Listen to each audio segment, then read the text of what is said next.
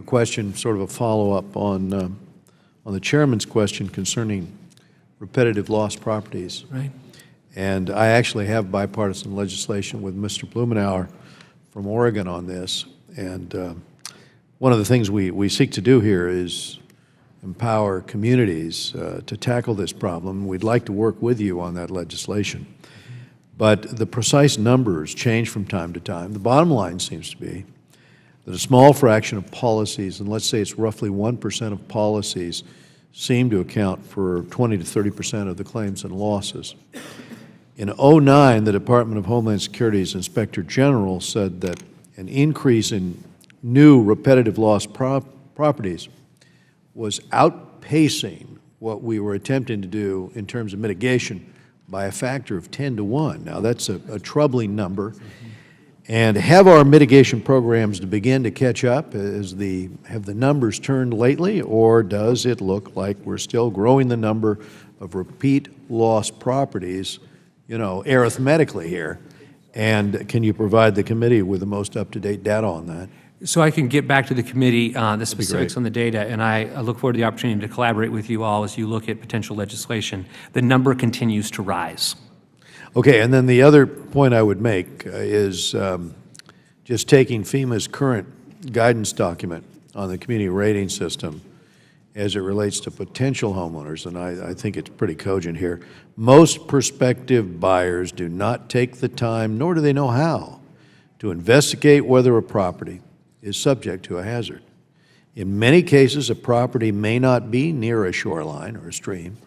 Past flooding may have been minor, or there may be no history of flooding since the area was developed.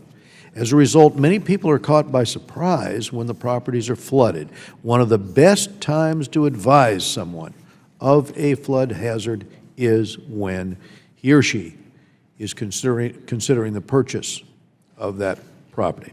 Agreed. So as I understand it, FEMA gives credit to communities that are able to work with local realtors and the community to push this sort of pre-closing flood disclosure.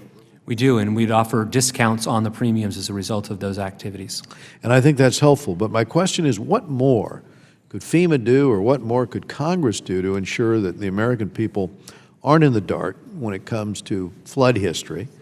And won't we improve take-up rates for flood insurance and strengthen individual and community mitigation if we better inform, you know, communities and people about flood risks when they're looking at potential properties or developing potential properties? So this is a conversation that I have a couple of times a year with the realtors who obviously become that forward-leaning part of this conversation.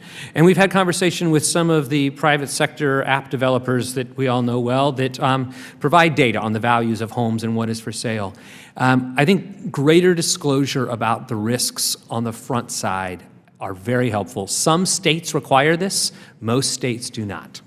So there are steps that we could take that uniformly would assure that there was more knowledge.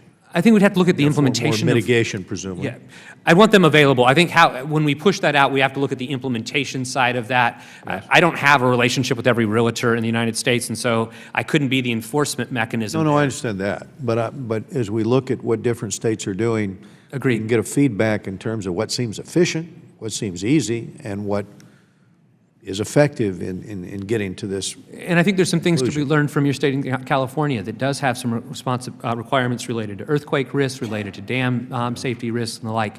There's things that we can be learned from there. Yeah, well, thank you. And again, Mr. Wright, I look forward to working with you on the Earl Blumenauer Ed Royce bill that we're moving. I look forward to collaborating with you. Appreciate it.